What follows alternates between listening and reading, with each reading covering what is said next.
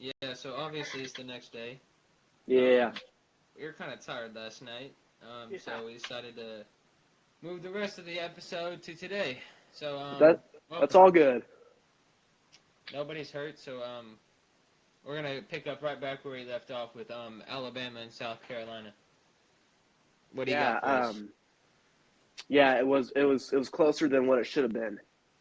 You know, Jalen Milrow, their starting quarterback, he went for 16. He went 16 to 23, passed for over 200 yards. He scored a touchdown and had two rushing scores. So yeah, he had a pretty good day. It's just, man, Alabama's defense, man, they don't look very good right now. Mm-mm. They That don't look really defense, good. that defense is their defense has always been elite. With Yeah, Saban being a very defensive coach, right. a defensive guy. He was defensive coach at Michigan State Mhm. when he just started his original coaching journey, and just Alabama always had good defenses.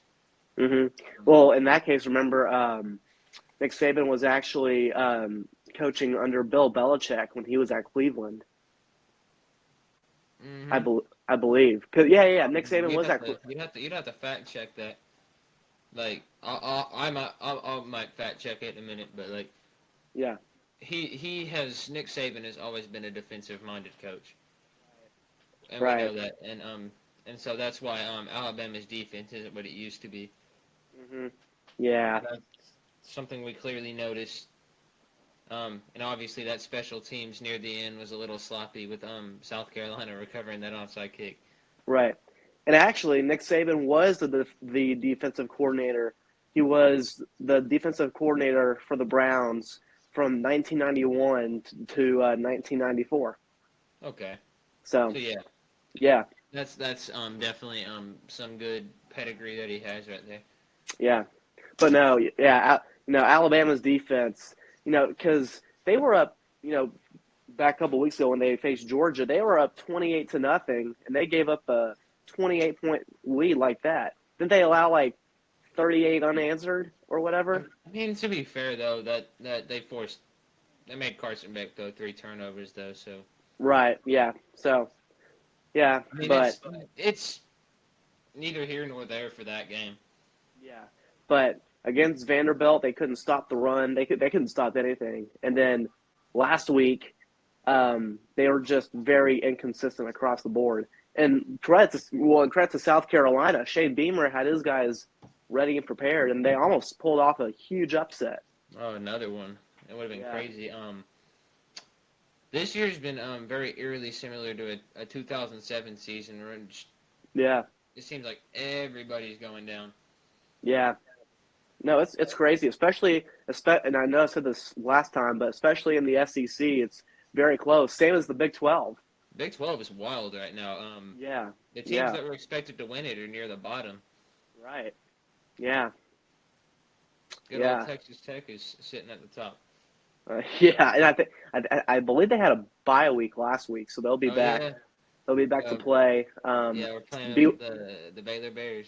yeah, BYU's doing really good. Utah's Yeah, not doing, BYU has a lot of old players, lots of experience there. and then Utah, they're not doing so hot. Did you know this fun little fact? Cam Rising can actually play an eighth year of college football. Really? Oh yeah, because didn't he injure his hand again, or Yeah, he in the injured his Baylor hand or game, he something? cut his hand on a cooler, or like he got injured by a cooler. But now he has an eighth year of eligibility. Should he decide? Should he decide to use that eligibility? He Let's hope decided to not. come back an eighth Let, year. let, let's hope not. Yeah, yeah. Um, But no, that Alabama South Carolina game was very interesting. Um, how about that Texas OU game, man? oh man, that's insanely one side. Oh, you didn't even score a touchdown. It was very lopsided. Well, and here's the thing too. Oklahoma's defense, they did really good to start in the first quarter. I don't think they allowed. Did they allow any points in the first quarter? I don't know. I think I don't. so. Because Yeah, Oklahoma was up like 3-0. they were up by a field goal, and then their Texas's offense started to get things going, and OU just didn't have an answer for him since that. Yep. You know. Yeah, my dude, Trey Weisner went off that game. He Yeah. over 100 yards and a touchdown. So, Yeah. shout out to him. No, Weisner had a heck of a game, man. And that long touchdown run he had to make it 21-3. I also saw the fumble that he had. That Texas Yeah. fell on. But they recovered it for a dang touchdown. Yeah, everything went their way that game. Obviously, Quinn Ewers looked a tad rusty. He threw a pick in that game, but Yeah, he looked a tad rusty there to start just because he hadn't, played, 2 games. But then he got his rhythm back and he started firing away. dominated. He did. He really did. And for Oklahoma, they've got to find a way to generate some kind of offense because that was just and the thing is too, like at the very beginning, they were able to run the football pretty good, but then they couldn't do anything because that Texas defense adjusted, and Anthony Hill, the inside linebacker, had a heck of a game. Yeah, once you get to the bulk of your SEC schedule, you're going to face bigger and stronger defensive lines, defensive fronts. Your Right. offensive line's not going to be able to dominate as much. Right. Yeah. No, and just Oklahoma downright just got thoroughly dominated. And credit to Hawkins, their starting quarterback. I thought for what he had, and remember this, OU I believe had 5 receivers that were out for that game. 5 starting receivers that were out for that game. I didn't know that. Yeah. They remember Nick Anderson, who caught the touchdown pass last year to end it? Mm-hmm. He was out. They had a whole bunch of guys out. So they had a whole bunch of receivers out. I don't know that offensive line, but Hawkins had a lot of guys out. Crazy, dude. And, Just definitely not their game. yeah. But I do think they can bounce back once they get some guys, all cleared up and healthy, I think. I see about 9-3 as their ceiling, maybe. Yeah. Well, and Hawkins is a good quarterback. He can run. He's a fast, and he's only a freshman. Yeah, we got a lot of freshmen in college football right now. Yeah, but now the ball. Yeah. No, the ball just bounced Texas's way that day, and it is what it is for OU. They just gotta regroup. They gotta just fix their mistakes and move on. And then for Texas, obviously, they have a huge matchup. College game day is going to be down in Austin for the big Georgia game. Number 1 versus number 5 showdown. That'll be a huge game. But cover that later this week. Yeah, yep. We'll be covering that later this week. But yeah, the Texas OU game. Texas definitely way over covered the spread on that one. I said. Bettors are real happy. I'll tell you that. Yep. Everybody hit their parlay. Yeah, and then the next game that that was really intriguing that we covered earlier on our first episode, the LSU versus Ole Miss game. How about that? Yeah. Went down into overtime. And Garrett Nussmeier firing the late touchdown pass in overtime to Kyron Lacey. Man, they always figure out a way to squeak out those overtime wins, don't they? Well, and did you know that Brian Kelly, and they said this on the broadcast.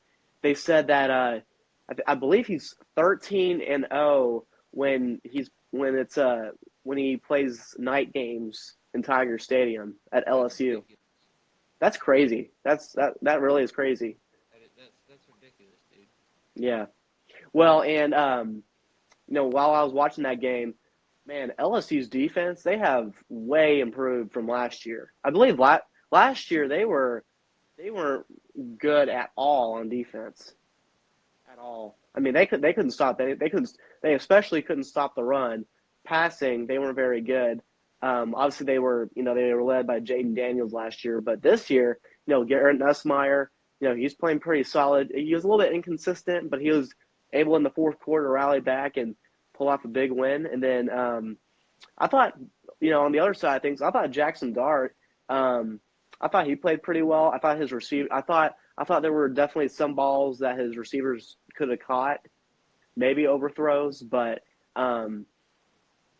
yeah, I thought overall, I thought Jackson Dart played pretty well. I thought Ole Miss's defense played pretty well too until kind of the fourth quarter and overtime. But it was a really good game. And did you see, did you see them storm the field? That just seems to be the theme this year, though. Everybody's. Yeah. It all started with, and I hate to say it, but it all started with Baylor, didn't it? when Colorado That was the first major one of the season. Colorado rushed the field after beating Baylor. That was the first major one of the season, and then and then Arkansas followed up with that when they beat Tennessee. all chaos broke loose. All hell is broken loose in college football this year. Bro. What can happen will happen. No, they stormed the field again. It would have been hilarious if South Carolina fans stormed the field. They would have beaten Alabama, but that would have been hilarious. We can always speculate. Yeah, we can. Yeah, no, we can always guess certain things that might be able to happen. Okay, so And speaking of which, too, Garrett Nussmeier against Ole Miss. Listen to this. I believe so pretty good. He has 18 touchdowns on the season. 18 touchdowns. He's thrown for over 1,000 yards. He's only got 6 interceptions, and he's got a QBR of 82.1. That's pretty good. Dude's LSU's been blessed with good quarterback play. Yeah. Have 2 Heismans. Burrow. Well, yeah. Burrow and then Jaden Daniels last year. So quarterback plays obviously never going to be an issue for LSU. Nope. But yeah, that was a really good game. Then Oregon versus Ohio State. Really close game. It was, and it was a really good one too. 1 point, right? Yeah.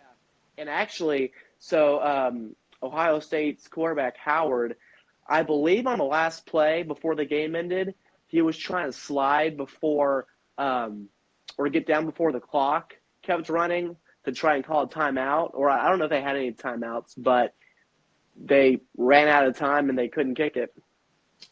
Bro did it, Dak Prescott. Mm-hmm. Very funny to see. And now what's hilarious is now that Ohio State's 5-1, and Oregon's rolling. They surprised me. Yeah, Dylan Gabriel's rolling too. And did you see that? Did you see that touchdown catch by Evan Stewart?